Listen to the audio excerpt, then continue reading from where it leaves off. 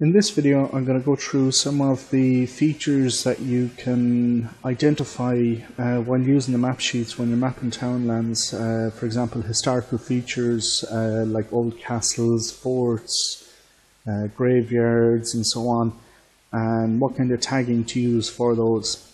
So the first one I'm going to go through here is this one called Brook Lodge. So I can see it marked out here on map sheet. And if I turn off the map layer, you can see here it's essentially a shell of a building, an old ruin. So what I'm going to do is just add a single node and then open up my tagging window. And I've already tagged this once already, but the video crashed, so I have the tags already loaded here. One quick tip is if you're tagging things fairly frequently, a lot of the same thing, you'll have a list of them here. So to quickly reuse those tags again, if you just hold down Shift and then click on the tags you want to use, it'll add them straight over here. So what I'm going to use is historic equals ruins, ruins equals lodge, and name equals Brook Lodge. So I'm going to hold down Shift and just click on my three tags that I want to reuse, and you can see it's added all three of them here. It saves you having to reopen this window again. And then just click OK. So the next one I'm going to show you is just to the southwest of here, and it's this one here, Ballyglooneen House. So like that one there, Brook Lodge, but this is if the building is still in existence. So if I turn off my data layer, I can see the outline of the building here, and if I turn on the imagery, I can see this building here pretty much matches what you can see on the map sheet. So it's safe to assume that this, what I see here, is the original building. So what you do in that case is you simply draw an outline of the building and then just tag it as building equals house, address, colon, house name. So ADDR colon house name, and then just the name of the house. And that's it. One quick tip for when you're mapping intricate buildings like this, I'll just do a rough one here. If you have, actually I'll do it on these outbuildings here. So let's say I'm taking, yeah, they look like they're connected. So if I start here and use the buildings tool, so the shortcut key is B. Now this is an extra plugin that you may have to add to JOSM, and I'm just going to go to this point here, and then I'm just going to draw down as far as my end point here, the furthest point in the building, and then I'm going to hit X to extrude, so I can just double click anywhere on this outline and then just drag portions of that outline to match the shape of the building.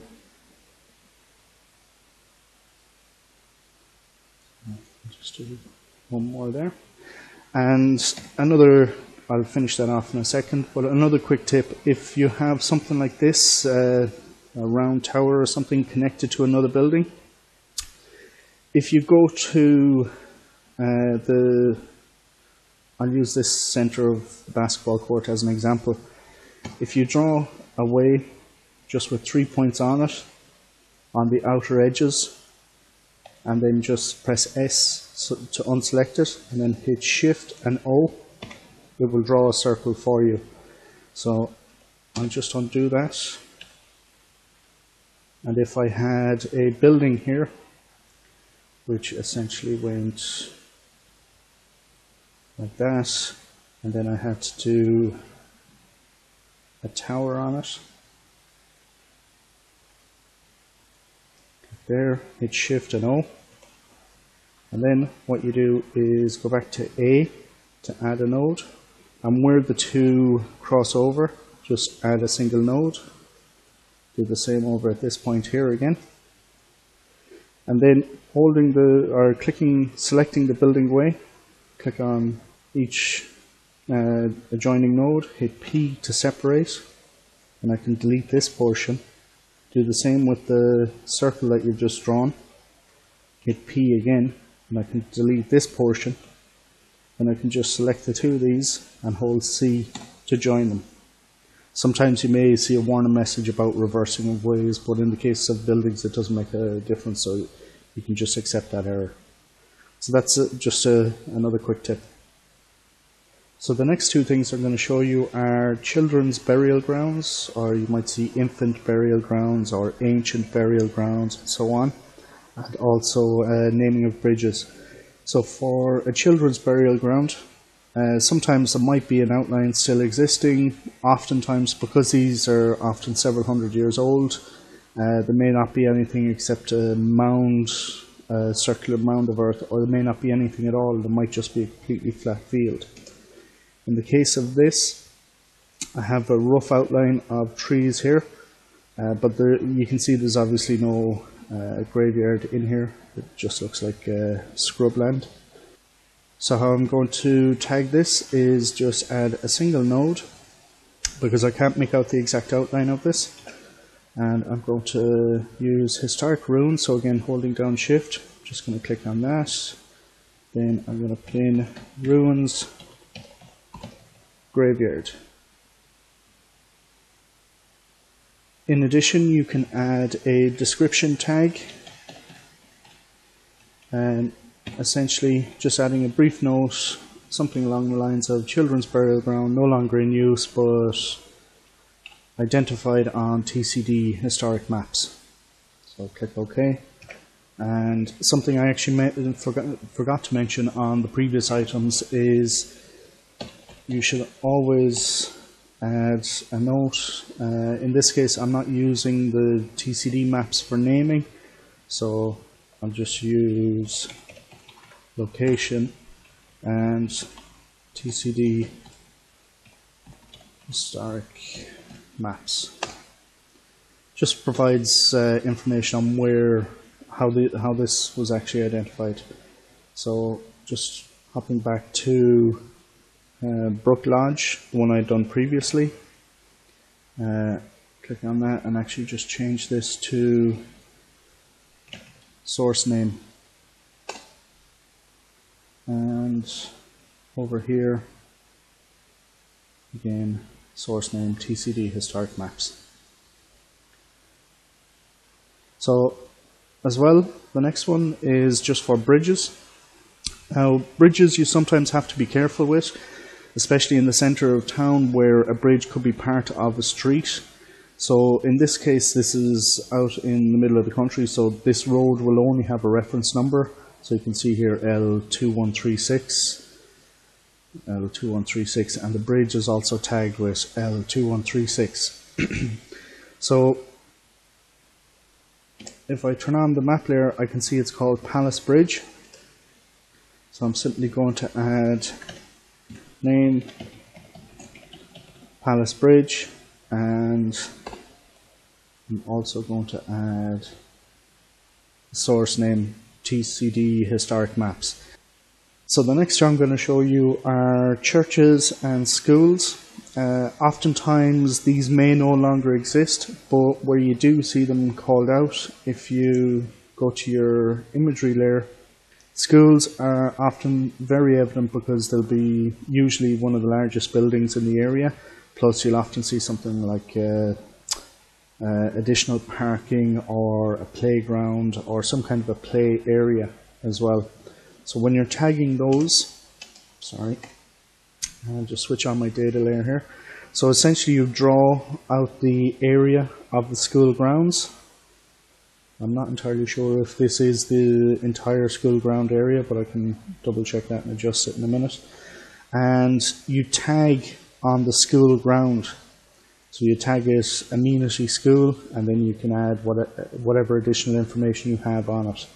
One good source for this is on the Department of Education website. If you go to a link called List of Schools, and that will have an Excel file with basically all the information that you need.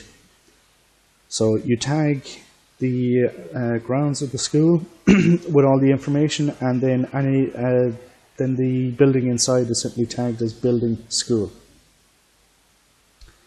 The next one then is just down here. Let me switch back here. I've St. Bernard's Roman Catholic Church. So how you tag that is the grounds are tagged as land use religious, and then you tag the building. So this is the reverse of schools. You tag the church building with all the information.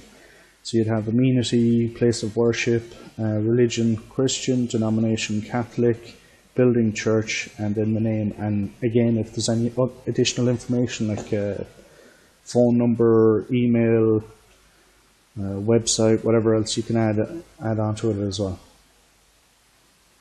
The next one is post offices. Now, I would strongly recommend that you don't tag these for the simple reason that you've no way of saying 100 years later if this is definitely in use as a post office. For all you know, it could just be a shop now, or it could just be somebody's house. Churches and schools are unlikely to have changed, whereas post offices, depending on who the contract's awarded to, could move locations over the space of 10, 20, whatever years.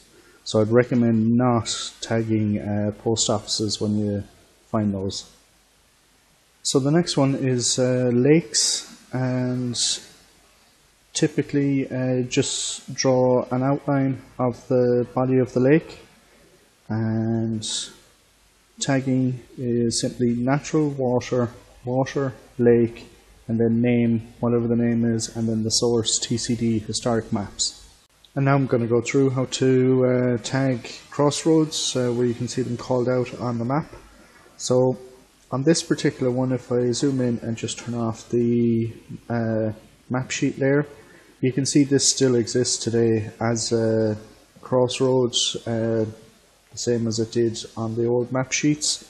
So to tag this, simply go to the node, the actual crossroad node, basically where all 4 roads cross, and you just add junction yes, and name, whatever the relevant name is.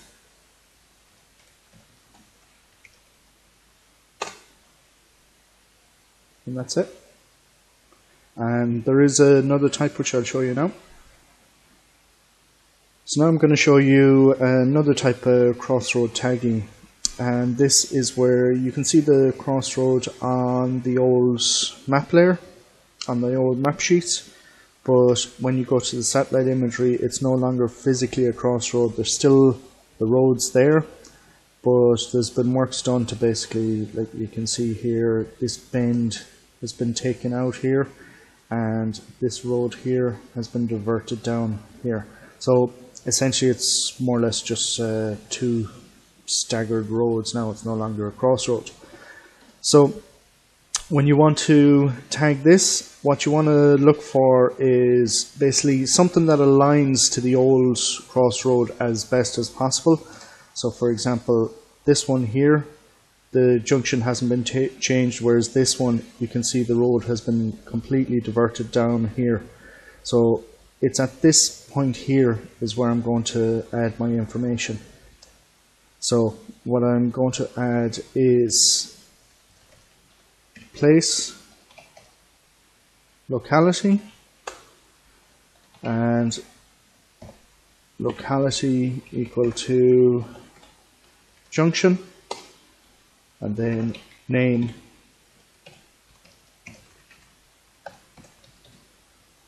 Okay. And what you'll find is, if I turn off satellite layer, I don't know if you can make this out, but it adds like essentially a small little flag, or not a flag, a signpost icon to that point. Okay, so that's essentially how you handle crossroads, which are no longer essentially crossroads. They've been upgraded so that the roads divert away from each other. It's essentially to prevent traffic accidents, people driving across the roads here. Okay, so that's how you do your tagging for the 2 different types of crossroads that you might come across when you're looking at the old map sheets, the ones that are still in existence today and the ones that are no longer crossroads.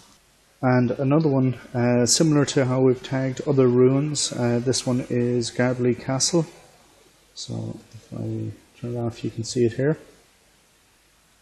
Again, it's essentially a ruin.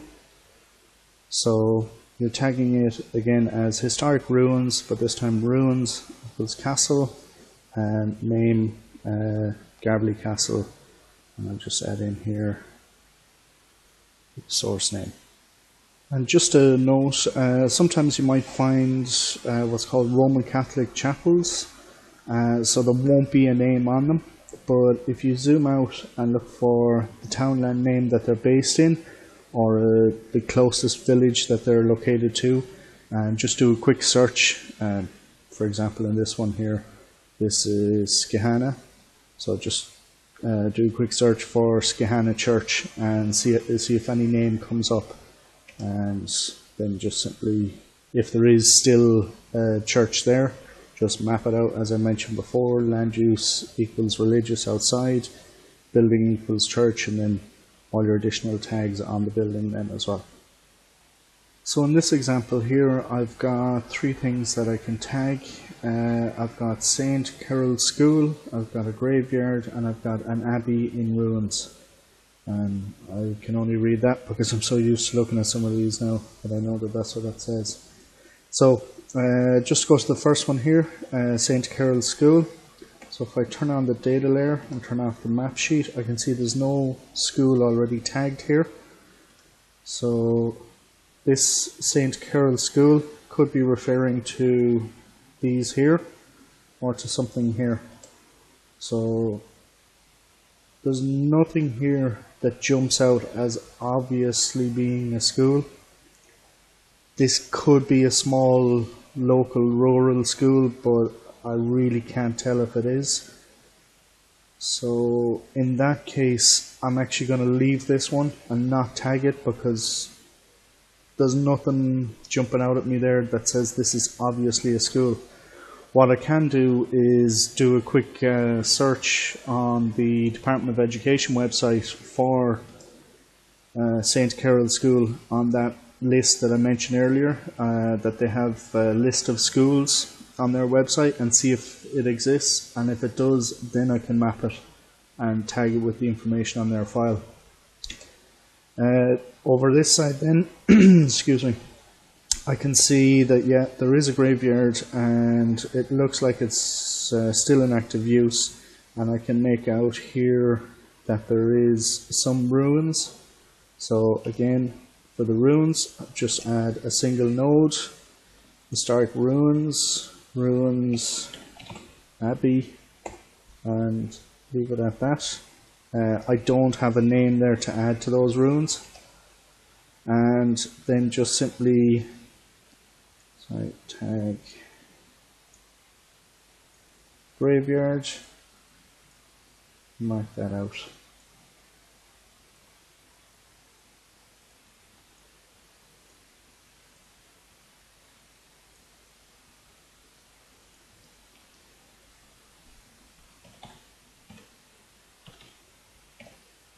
Community graveyard. And again, I don't have a name for that. That could be named based off of this Clon Keen Carol graveyard, but I don't know for definite, so I'm not going to add a name to it. Yep, so that's everything for that one. So you can see from that there's some features which you can go ahead and tag straight away, and some features which may need additional investigation just to confirm whether they're actually still there or not. And just before I finish up this video, just one quick tip I just want to give. If you're looking for some of these historical features in areas where you've already added townlands, and if you're finding it hard to map something, you know, with this red hue over everything, there's two ways you can address it. Again, go back to your map styles, which you can see as your painter's palette. Click on that and you'll see map paint styles here, and untick the Irish boundaries. That will change it to basically a light green hue, and if that's still distracting or preventing you from mapping something, what you can do is go into wireframe mode, which basically, if I zoom to, let's say, this road here, if there's something better, actually, yeah, this boundary here, so there's 3 boundaries here, and if I do Control W, it turns off all the shading, and all of these just turn into single thin lines. So you can see the road then is just a very thin line. Just makes it easier to see features underneath some of the data sometimes. And then just to turn it back off, just Control W again. So you can see down here it goes wireframe view. And I flick that off and on. So I'm going to switch that back on and go back to mapping townlands. Okay, that's it for this video. Thanks. For more information on mapping townlands in Ireland, go to the OpenStreetMap wiki and search for mapping townlands. And on the search page you will see a link to the main section and also to the Townlands video series. On the Townlands video series section you will find a summary for each episode, links to each individual episode, and also a list of links for any software or websites mentioned in each episode.